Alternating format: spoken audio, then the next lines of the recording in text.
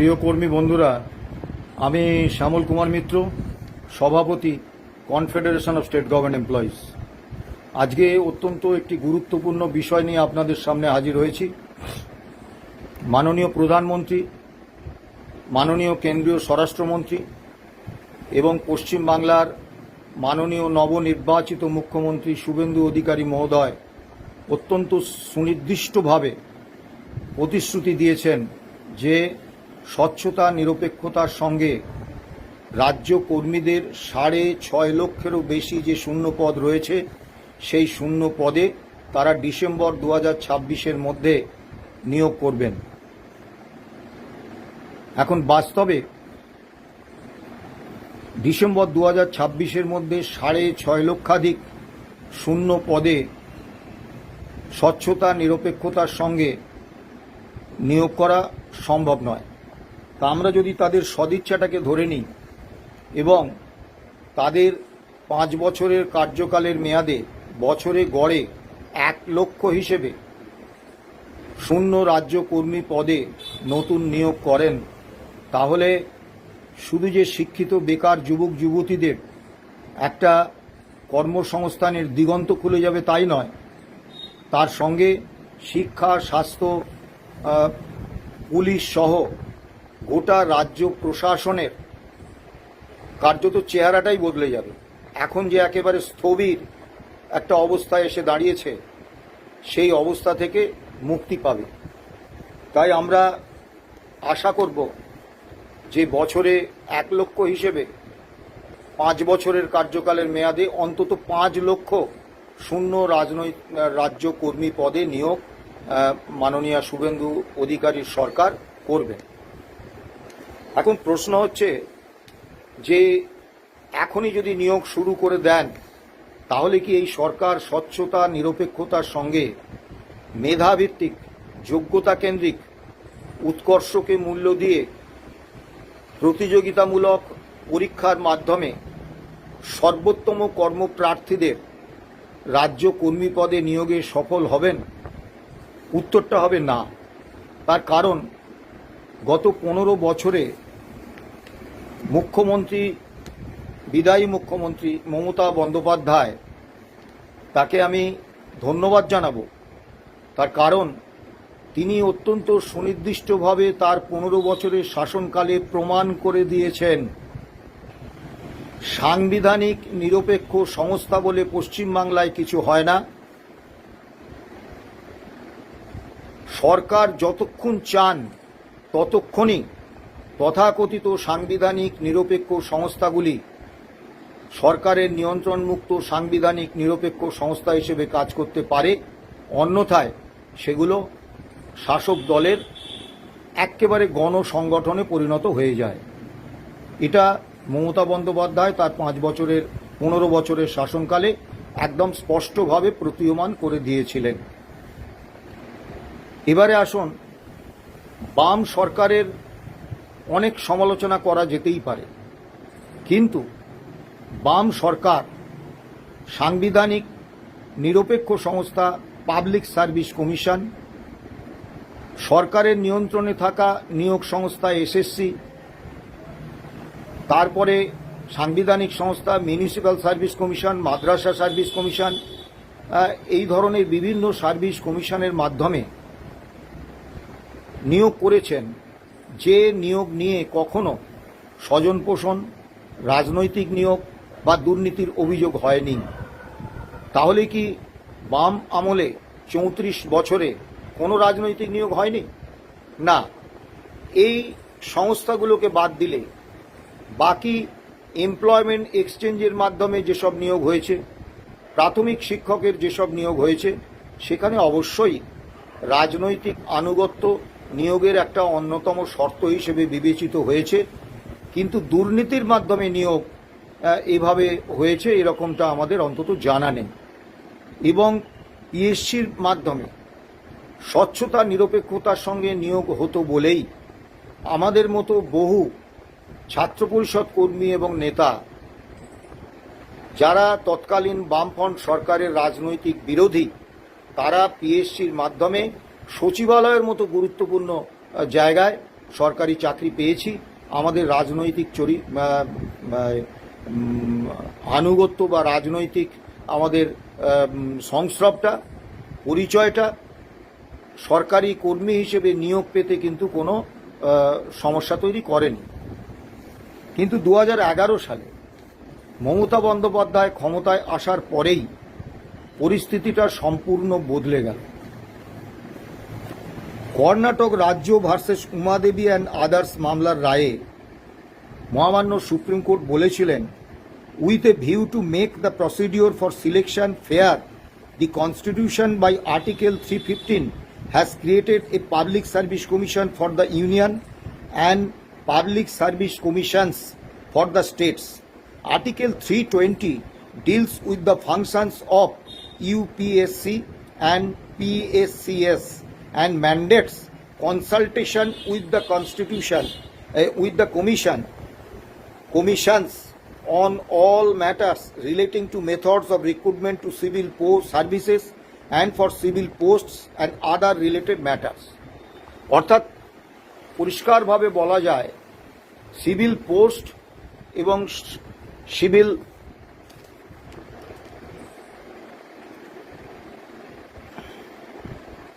সার্ভিসে নিয়োগটাকে ফেয়ার অর্থাৎ স্বচ্ছ করতে হলে সর্বভারতীয় স্তরে ইউনিয়ন পাবলিক সার্ভিস কমিশন এবং রাজ্য স্তরে পাবলিক সার্ভিস কমিশন গঠিত হয়েছে। এখন প্রশ্ন হচ্ছে, ইউপিএসসি এবং পিএসসির মাধ্যমে নিয়োগকে কেন মহামান্য সুপ্রিম কোর্ট স্বচ্ছ নিয়োগ বলে আখ্যায়িত করেছেন? তার কারণটা হচ্ছে, সংবিধানের 315 এবং 320 নম্বর ধারায় পিএসসি এবং ইউপিএসসিকে যেভাবে গঠন করা হয়েছিল, তাতে এই সংস্থাগুলি সম্পূর্ণভাবে সরকারের নিয়ন্ত্রণ মুক্ত, স্বশাসিত, সাংবিধানিক, নিরপেক্ষ সংস্থা। ফলে তারা মেধাভিত্তিক, যোগ্যতা কেন্দ্রিক, উৎকর্ষকে গুরুত্ব দিয়ে তীব্র প্রতিযোগিতামূলক পরীক্ষার মাধ্যমে সর্বোত্তম কর্মপ্রার্থীদের মধ্য থেকে নিয়োগ প্যানেল তৈরি করতেন, যার ফলে যেমন উন্নত মানের কর্মী নিয়োগ হতো, তেমনি সেই সব কর্মী আধিকারিক নিয়োগের বিরুদ্ধে দুর্নীতি, স্বজনপোষণ, রাজনৈতিক আনুগত্য বা রাজনৈতিক নিয়োগের অভিযোগ উঠত না। কিন্তু 2011 সালে ক্ষমতায় আসার পর মমতা বন্দ্যোপাধ্যায় প্রথম যে কাজটা করলেন, সেটা হচ্ছে এই পাবলিক সার্ভিস কমিশনের যে সাংবিধানিক, নিরপেক্ষ, সরকারের নিয়ন্ত্রণমুক্ত চরিত্র, সেটাকে বদল করে এটিকে রাজ্যের অর্থ দপ্তরের একটি শাখা অফিসে পরিণত করলেন। মুশকিলটা হচ্ছে, গত 15 বছরে এটা প্রতিষ্ঠিত সত্য যে সরকারের বকলমে, শাসক দলের নিয়ন্ত্রণে যদি নিয়োগ এজেন্সিগুলোর রাজ থাকে, তাহলে সেই নিয়োগে রাজনৈতিক নিয়োগ, দুর্নীতিমূলক নিয়োগ, স্বজনপোষণ, অনিয়ম এগুলো হবেই। এগুলোকে আটকানোর কোনো ক্ষমতা কারণ নেই। এবং গত 15 বছরে যে কটি নিয়োগ হয়েছে, যে স্বল্প সংখ্যায় নিয়োগ হয়েছে শূন্য পদের তুলনায়, তার প্রত্যেকটি নিয়োগের ক্ষেত্রে দুর্নীতির অভিযোগ আছে, রাজনৈতিক নিয়োগের অভিযোগ আছে, স্বজনপোষণের অভিযোগ আছে। এবং বহু ক্ষেত্রে অভিযোগগুলি কিন্তু প্রামাণ্য। WBCS এর মতো একটা প্রিমিয়ার সার্ভিসে নিয়োগে যে ব্যাপক দুর্নীতি হয়েছে, এ ব্যাপারে সন্দেহের কোনো অবকাশ নেই। তাহলে প্রথম মাননীয় শুভেন্দু অধিকারীর নেতৃত্বাধীন সরকারকে যে কাজটা করতে হবে নিয়োগ তো শুরু করার আগে, কারণ ইতিমধ্যেই দেখলাম সংবাদ মাধ্যমে মাননীয় শুভেন্দু অধিকারী তিনি বলেছেন যে পুলিশে অবিলম্বে 20,000 নিয়োগ হবে। আমি সবিনয়ে অনুরোধ করব, এখনই নিয়োগ করার প্রয়াস বন্ধ রাখুন। আগে স্বচ্ছতা, নিরপেক্ষতা এবং সরকারের নিয়ন্ত্রণমুক্তভাবে নিয়োগের একটা পরিকাঠামো তৈরি করুন। সমস্ত যে সরকারের নিয়ন্ত্রণাধীন নিয়োগ এজেন্সিগুলো রয়েছে, অর্থাৎ SSC, primary recruitment board, group D recruitment board, health recruitment board ইত্যাদি যা যা রিক্রুটমেন্ট বোর্ড রয়েছে পিএসসি বাদে সমস্ত রিক্রুটমেন্ট বোর্ডকে বাতিল করুন। 2 নম্বর, পিএসসির আবার যে রেগুলেশন পরিবর্তন করে মমতা সরকার পিএসসিকে অর্থ দপ্তরের একটা শাখা অফিসে পরিণত করেছেন, সেই রেগুলেশন বাতিল করে পিএসসিকে আবার বাম আমলের মতো সম্পূর্ণ 100% নিরপেক্ষ, সরকারের নিয়ন্ত্রণমুক্ত একটা স্বচ্ছ নিরপেক্ষ নিয়োগ সংস্থা হিসেবে গড়ে তুলুন। এবং স্বাভাবিকভাবে পূর্বতন সরকার পিএসসির কর্মীপদ অবলুপ্ত করে, পরিকাঠামো সংকুচিত করে যে জায়গায় নিয়ে গিয়ে পৌঁছিয়ে দিয়েছেন, তাতে বর্তমান পরিকাঠামোর পিএসসির পক্ষে বছরে 1 লক্ষ রাজ্য কর্মীদের শূন্য পদে নিয়োগ কিন্তু কার্যত অসম্ভব। তাই প্রথম কাজ হচ্ছে সরকারের নিয়ন্ত্রণে থাকা, সরকারের বকলমে শাসক দলের নিয়ন্ত্রণে থাকা সমস্ত নিয়োগ এজেন্সি বাতিল করুন এবং পিএসসিকে তার হৃত মর্যাদা ফিরিয়ে দিয়ে বাম আমলের মতো সম্পূর্ণ সাংবিধানিক নিরপেক্ষ সংস্থা হিসেবে গড়ে তুলুন। উত্তরবঙ্গ এবং দক্ষিণবঙ্গে বাম আমলে যেভাবে পিএসসির শাখা অফিস তৈরি করা হয়েছিল সেই ব্যবস্থা আবার ফিরিয়ে আনুন এবং পিএসসি শাখা অফিস সহ মূল অফিসে পর্যাপ্ত সংখ্যায় দক্ষ কর্মী আধিকারিক নিয়োগ করুন। করে পিএসসিকে প্রথমে একটা বছরে অন্তত 1 লক্ষ শূন্য রাজ্য কর্মী পদে নিয়োগের প্যানেল তৈরিতে সক্ষম একটা পেশাদারী সংস্থা হিসেবে গড়ে তুলুন এবং সেই সংস্থার হাতে, একমাত্র সেই সংস্থার হাতে সমস্ত স্তরের রাজ্য কর্মী নিয়োগের দায়িত্ব দিন। এ বাদ দিয়ে যদি এখনই ওই সরকারের নিয়ন্ত্রণে থাকা বিভিন্ন নিয়োগ এজেন্সি এবং পিএসসির বর্তমান যে স্বশাসিত সংস্থা থেকে সরিয়ে দেয়া অর্থ দপ্তরের শাখা অফিসে পরিণত পিএসসিকে দিয়ে যদি নিয়োগ করান, তাহলে দায়িত্ব নিয়ে বলছি আবার দুর্নীতিমূলক নিয়োগ হবে, রাজনৈতিক নিয়োগ হবে, স্বজন পোষণ হবে, অনিয়ম হবে। আপনি বা আপনার সরকার কোনোভাবে এটাকে আটকাতে পারবেন না। দেখুন, বর্তমান প্রশাসনের এই যে একটা স্থবির অবস্থা, তার অন্যতম কারণ হচ্ছে কর্মী শূন্যতা। 1980 সালে প্রতি 1 লক্ষ জনসংখ্যায় কর্মরত রাজ্য সরকারি কর্মচারীদের সংখ্যা ছিল 676।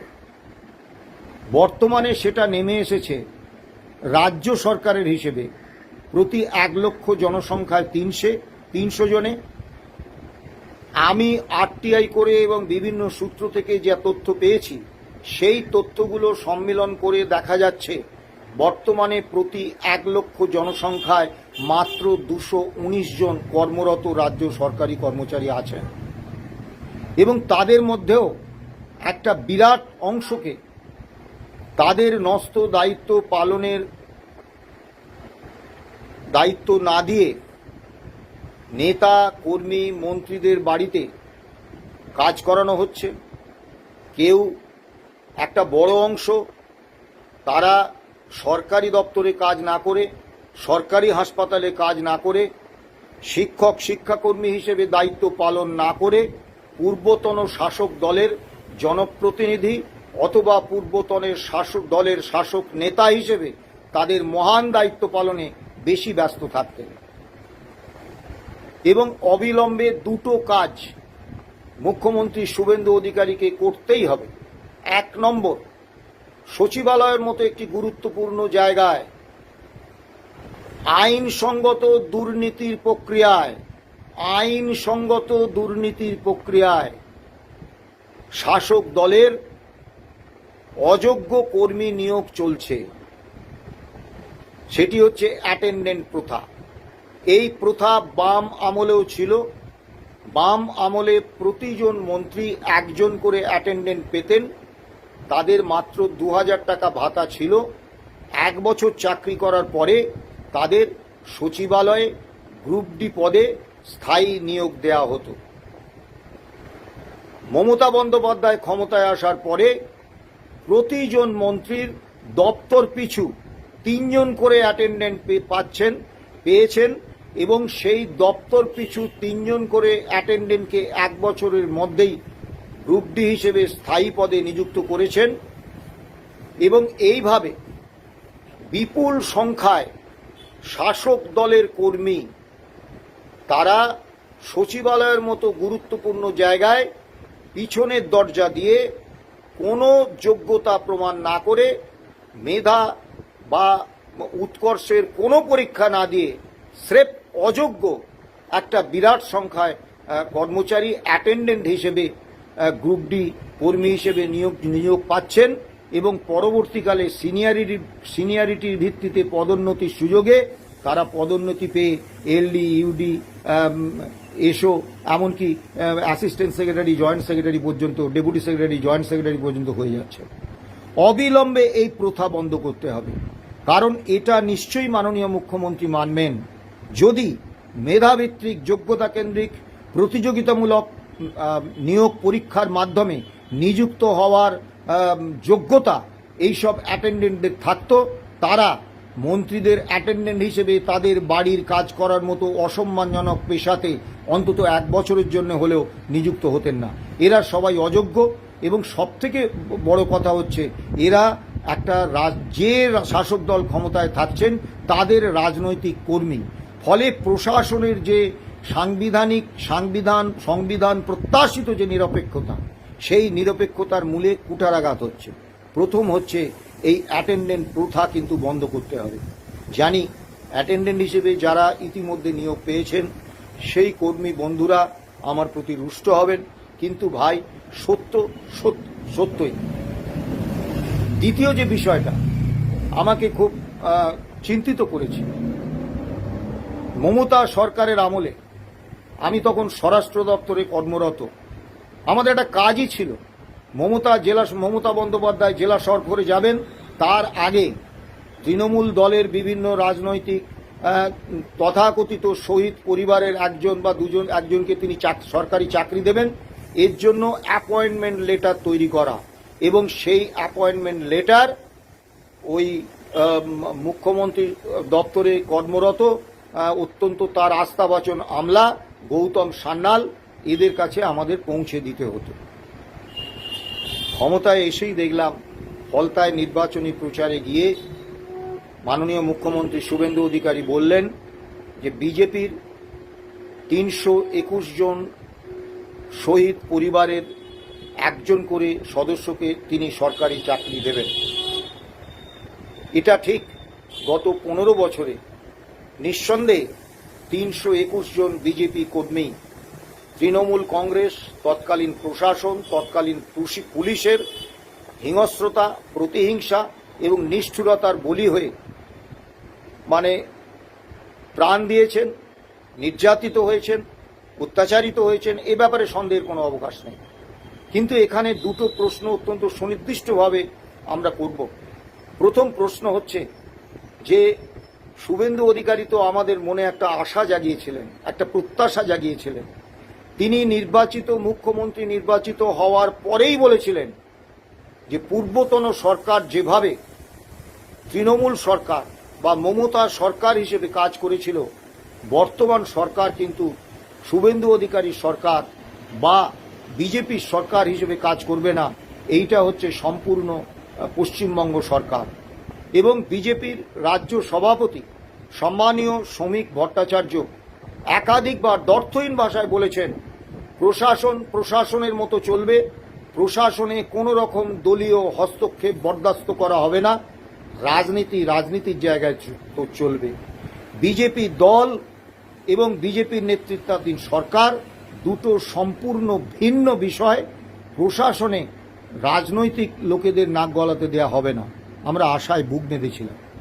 তাহলে মাননীয় মুখ্যমন্ত্রী, আপনি তো পশ্চিমবঙ্গ সরকারের মুখ্যমন্ত্রী, আপনি সবার মুখ্যমন্ত্রী, সিপিএম এর মুখ্যমন্ত্রী, কংগ্রেসের মুখ্যমন্ত্রী, আইএসএফ এর মুখ্যমন্ত্রী, এসইউসিআই এর মুখ্যমন্ত্রী, আবার যারা কোনো রাজনৈতিক দলের সদস্য সমর্থক নন তাদেরও মুখ্যমন্ত্রী। তাহলে আপনি সরকারের অর্থে, রাজকোষের অর্থে শুধুমাত্র ৩২১ জন বিজেপি কর্মীর শহীদ পরিবারের সদস্যদের কেন সরকারি চাকরি দেবেন? এই সরকারি চাকরি তো তার বেতন ভাতা এটা তো বিজেপির দলীয় তহবিল থেকে দেয়া হবে না, এটা তো রাজকোষ থেকে দেয়া হবে। তাহলে কেন সরকারি চাকরিতে এই ৩২১ জন বিজেপি কর্মীকে আপনি নিয়োগ করবেন, অথচ এই ১৫ বছরে যে বিরাট সংখ্যায় সিপিএম, কংগ্রেস, বিভিন্ন বাম দল, এসইউসিআই, আইএসএফ এইসব রাজনৈতিক দলের যে কর্মী সমর্থকরা তৃণমূলের সন্ত্রাসী বাহিনীর হাতে নৃশংসভাবে খুন হয়েছেন, তাদের পরিবারের প্রতি আপনার কোনো দায়িত্ববোধ থাকবে না? আপনি তো সবার মুখ্যমন্ত্রী। তাহলে সেই সব যদি শহীদ পরিবারের একজনকে সরকারি চাকরি দিতেই হয়, তাহলে তো সেই সুযোগটা সম্প্রসারিত করতে হবে সমস্ত রাজনৈতিক দলের, এবং রাজনৈতিক দলের সঙ্গে সংশ্লিষ্ট নন অথচ প্রতিবাদী চরিত্র তাদের ক্ষেত্রেও তো আপনাকে নিয়োগ দিতে হবে। শুধু তাই নয়, তৃণমূল কংগ্রেসের যারা এই 15 বছরে নিহত হয়েছেন তাদের পরিবারের সদস্যদের একজনকেও তো আপনাকে চাকরি দিতে হবে। এক্ষেত্রে কিন্তু আপনার এই সিদ্ধান্তে আপনার যে পশ্চিমবঙ্গ সরকারের যে তত্ত্ব, আপনার যে নিরপেক্ষ স্বচ্ছ প্রশাসনের যে প্রত্যাশা আপনি জাগিয়ে তুলেছিলেন, সেইটা থেকে কিন্তু আপনি বিচ্যুত হলেন। দ্বিতীয় বিষয় হচ্ছে, এই ৩২১ জন বিজেপি কর্মীর মানে শহীদ পরিবারের সদস্য, তারা কিন্তু কেউ মেধা কেন্দ্রিক, যোগ্যতা ভিত্তিক, উৎকর্ষ নিয়ন্ত্রক, প্রতিযোগিতামূলক পরীক্ষার মাধ্যমে তাদের যোগ্যতা প্রমাণ করে এই সরকারি চাকরি পাবেন না। তারা সরকারি চাকরিটা পাবেন কিন্তু রাজনৈতিক দলের কর্মী বা রাজনৈতিক পরিবারের সদস্য হিসেবে, অর্থাৎ রাজনীতির যোগ্যতা। এটা কিন্তু প্রশাসনকে যদি এইভাবে রাজনৈতিক নিয়োগের ক্ষেত্র করে দেওয়া হয়, যেটা পূর্বতন মমতা সরকার করে দিয়েছিলেন, তাহলে কিন্তু প্রশাসনের মান আগামী দিনে আরও নিম্নগামী হবে। এই ৩২১ জন পরিবারকে বিজেপি নেতা শুভেন্দু অধিকারী তাদের দলের তহবিল থেকে নিশ্চয়ই সাহায্য করুন, সহযোগিতা করুন, কিন্তু দয়া করে রাজকোষের অর্থে এই ৩২১ জন বিজেপি পরিবারের সদস্য, তাদের যারা শহীদ পরিবার, তাদের সদস্যদের সরকারি চাকরি দেবেন না। এই দুটো বিষয়, অর্থাৎ অ্যাটেন্ডেন্ট প্রথা বাতিল এবং শহীদ পরিবারের সদস্যদের সরকারি চাকরি দেওয়া, এইভাবে মানে অযোগ্যদের সরকারি চাকরিতে প্রবেশ করানোটা, এই যে মানে প্রশাসনের মানকে এবং প্রশাসনের নিরপেক্ষতাকে যে দুটি প্রক্রিয়া ধ্বংস করে দিচ্ছে, সে দুটি প্রক্রিয়া বাতিল করবেন বলেই আমি মাননীয় মুখ্যমন্ত্রী শুভেন্দু অধিকারীর কাছে প্রত্যাশা করব। আবারও বলবো, একমাত্র পিএসসিকে উপযুক্ত পরিকাঠামো, পর্যাপ্ত সংখ্যায় কর্মী আধিকারিক এবং পিএসসির ব্যাপক বিস্তারের মাধ্যমে, প্রয়োজন ভিত্তিক বিস্তারের মাধ্যমে পিএসসিকে সম্পূর্ণরূপে একটা নিরপেক্ষ, স্বচ্ছ, সরকারের নিয়ন্ত্রণমুক্ত সাংবিধানিক সংস্থা হিসেবে গড়ে তুলুন আগে। এটা হচ্ছে প্রথম কাজ। সমস্ত সরকারের নিয়ন্ত্রণে থাকা শাসক দলের পার্টি অফিসে পরিগণিত সমস্ত যে নিয়োগ এজেন্সি, সেগুলোকে বাতিল করুন। মনে রাখবেন, এই ব্যাপক নিয়োগ দুর্নীতি যে গত 15 বছরে হয়েছে, তাতে কিন্তু দুটি পক্ষ জড়িত। একটি হচ্ছে সরকারের বকলমে শাসক দলের নেতা মন্ত্রীরা, এবং দ্বিতীয়টি হচ্ছে রাজ্য প্রশাসনের অভ্যন্তরে থাকা উচ্চ পদস্থ আধিকারিকরা। তারা কিন্তু আজও তৃণমূল নেতা কর্মীরা, আমি ধরে নেব যে তারা জামা বদলিয়ে আবার তারা বিজেপি হয়ে গিয়ে এই প্রশাসন এইভাবে নাক গলাবেন না নিয়োগের ক্ষেত্রে। কিন্তু আরেকটি পক্ষ রয়ে গেল, যে কর্মী বা আধিকারিকদের যে অংশ গত 15 বছরে তৃণমূল কংগ্রেসের সঙ্গে মিলে জুলে রাজ্য প্রশাসনে নিয়োগের ক্ষেত্রে ব্যাপক দুর্নীতি করেছেন, তারা কিন্তু প্রশাসনে রয়ে গেল। বাঘ একবার রক্তের মাংস পেলে তাকে নিরস্ত করা কিন্তু খুব কঠিন। এই কর্মী আধিকারিকরা একবার নিয়োগে দুর্নীতির মাধ্যমে বিপুল আয়ের একটা স্বাদ পেয়ে গেছেন। তাদেরকে যদি সেই ব্যবস্থাটা থাকে, তাদেরকে সেই অবস্থা থেকে বিরত করা কার্যত ঈশ্বরেরও আল্লাহরও অসাধ্য কাজ। এবারে আসবো, মাননীয় শুভেন্দু অধিকারী তো একজন বিজেপি নেতা। তিনি পশ্চিম বাংলায় রাজ্য কর্মীদের 6.5 লক্ষাধিক পদে 31শে ডিসেম্বর 2026-এর মধ্যে নিয়োগের প্রতিশ্রুতি দিয়েছেন। কেন্দ্রীয় সরকারি কর্মীদের 9,77,932টা পদ শূন্য। 379টি রাষ্ট্রায়ত্ত সংস্থায় স্থায়ী পদে 9.013 লক্ষ পদ শূন্য। রাষ্ট্রায়ত্ত ব্যাংকগুলিতে 4,18,505টি পদ শূন্য। 389টি রাষ্ট্রায়ত্ত সংস্থায় স্থায়ী পদে 9.013 লক্ষ পদ শূন্য। রাষ্ট্রায়ত্ত ব্যাংকগুলিতে 4,18,505-এর বেশি পদ শূন্য। ভারতীয় রেলে 3.2 লক্ষ পদ শূন্য। আমি আর পরিসংখ্যান বাড়াচ্ছি না। তা কেন্দ্রীয় সরকারের নিয়ন্ত্রণে থাকা এই বিপুল সংখ্যায় শূন্য পদে গত 2014 থেকে মাননীয় প্রধানমন্ত্রী নরেন্দ্র মোদীজি কিন্তু কোনো নিয়োগ করেননি। শুধু তাই নয়, প্রত্যেকটি কেন্দ্রীয় সরকারি দপ্তরে বিপুল সংখ্যায় পদ অবলুপ্ত করা হয়েছে। রেলে শুধু গত 5 বছরে 1,07,513টি পদ বিলুপ্ত হয়েছে। 379টি রাষ্ট্রায়ত্ত সংস্থার পুরো হিসেব আমার কাছে নেই, কিন্তু যে 7টি রাষ্ট্রায়ত্ত সংস্থার তথ্য আমি পেয়েছি তাতে দেখা যাচ্ছে যে এই 7টি রাষ্ট্রায়ত্ত সংস্থায় কেন্দ্র সরকার 3,84,303 জন স্থায়ী কর্মী আধিকারিককে স্বেচ্ছাবসরের নামে কার্যত ছাঁটাই করেছে। বাকি রাষ্ট্রায়ত্ত সংস্থাগুলোর তথ্য যেহেতু সরকারি পরিসংখ্যান আমার কাছে নেই, আমি বলতে পারলাম না। শুধু তাই নয়, মাননীয় মুখ্যমন্ত্রী শুভেন্দু অধিকারী নিশ্চয়ই জানেন যে সেনা ছিল সর্ববৃহৎ নিয়োগকারী সংস্থা। সেই নিয়োগকারী সংস্থায় বছরে 60,000 করে কর্মী নিয়োগ হতো স্থায়ী পদে। 2022 সাল থেকে কেন্দ্রীয় সরকার এই স্থায়ী 60,000 করে পদে নিয়োগ বন্ধ করে দিয়েছেন এবং একমাত্র অগ্নিপথ প্রকল্পের মাধ্যমে সেনায় নিয়োগের ব্যবস্থা করেছে। এই অগ্নিপথ প্রকল্প কি?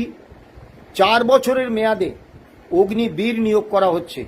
তাদের 46,000 করে অগ্নিবীর নিয়োগ করা হচ্ছে 2022 সাল থেকে। তাদের 25% অর্থাৎ 11,500 জন 2026 সালে 4 বছর চাকরি করার পরে যদি সেনা মনে করে যে তারা সফলভাবে চাকরি করেছেন, তাহলে তাদেরকে স্থায়ী পদে নিয়োগ করা হবে। বাকি 75% অর্থাৎ 37,500 জন তাদেরকে ওই 2026 থেকে প্রতি বছর এই 37,500 জন কর্মীকে 4 বছর চাকরি করানোর পরে ছাঁটাই করে দেয়া হবে। তারা কাজের বাজারে 21 থেকে 25 বছর বয়সে আবার ফিরে আসবেন কাজ করতে এবং এরা কিন্তু আধুনিক অস্ত্র পরিচালনায় অত্যন্ত দক্ষ হবেন। মাননীয় শুভেন্দু অধিকারী নিশ্চয়ই মানবেন 2026-এর ডিসেম্বরের পর থেকে প্রতি বছর যে 37,500 করে অগ্নিবীর 4 বছর চাকরি করার পরে ছাঁটাই হয়ে আবার কর্মসংস্থানের বাজারে ফিরে আসবেন। এই তীব্র কর্মসংস্থানহীনতার যুগে তারা কর্মসংস্থানের সুযোগ না পেলে সশস্ত্র আধুনিক অস্ত্র চালানোর প্রশিক্ষিত এই ছাঁটাই হওয়া সেনা কর্মীরা কিন্তু দেশ এবং রাষ্ট্রের সামনে একটা বিপুল বিপদ হিসেবে দাঁড়াতে পারেন। আর মাননীয় মুখ্যমন্ত্রী নিশ্চয়ই সহমত হবেন যে 4 বছরের ঠিকাকর্মী দিয়ে সেনা চালানোর কি মর্মান্তিক, কি ভয়ঙ্কর পরিণতি সেনার ক্ষেত্রে হতে চলেছে।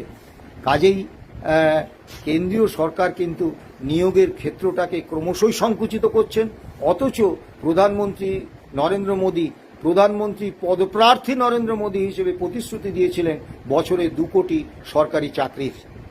এবারে আসুন 22টা রাজ্যে বিজেপি ক্ষমতায়, সেই 22টা রাজ্যে রাজ্য কর্মীদের 40,34,132টি পদ শূন্য। বিজেপির কেন্দ্রীয় নেতৃত্বের একটা নির্দেশে এই 22টি বিজেপি শাসিত রাজ্যে যে 40,34,134টি পদ শূন্য, সেই পদে নিয়োগ করা যায়। অর্থাৎ সর্বভারতীয় বিজেপি তারা কিন্তু তাদের শাসিত রাজ্যগুলোতে এবং ভারত সরকারের ক্ষেত্রে বিপুল সংখ্যায় শূন্য পদে কোনো নিয়োগ করছেন না, উল্টে পদ বিলুপ্ত করছেন, কর্মী ছাঁটাই করছেন। এই যার ট্র্যাক রেকর্ড, মাননীয় শুভেন্দু অধিকারীর কাছে আমার বিনীত প্রশ্ন থাকবে, সেই ট্র্যাক রেকর্ডের অধিকারী বিজেপি যখন প্রতিশ্রুতি দেন যে পশ্চিম বাংলায় 6.5 লক্ষাধিক শূন্য রাজ্য কর্মী পদে তারা নিয়োগ করবেন, এই প্রতিশ্রুতি বিশ্বাসের ক্ষেত্রে আমাদের একটু সমস্যা হয় নাকি? তবু শুভেন্দু অধিকারী একজন তরুণ প্রজন্মের মানুষ, কাজের মানুষ, এবং তিনি ক্ষমতায় এসেই অন্তত ঘোষণা করেছেন যে সরকারটা হবে পশ্চিমবঙ্গ সরকার। সেই আঙ্গিকে তার এই প্রতিশ্রুতির উপর ভরসা রেখে আশা করব স্বচ্ছতা, নিরপেক্ষতা এবং মেধাকেন্দ্রিক, যোগ্যতা ভিত্তিক উৎকর্ষ মূল্যায়ন করে তীব্র প্রতিযোগিতামূলক পরীক্ষার মাধ্যমে অবিলম্বে বছরে 1 লক্ষ হিসেবে 5 বছরে অন্তত শূন্য রাজ্য কর্মী পদে নিয়োগ করুন। ভালো থাকবেন, সুস্থ থাকবেন, নমস্কার।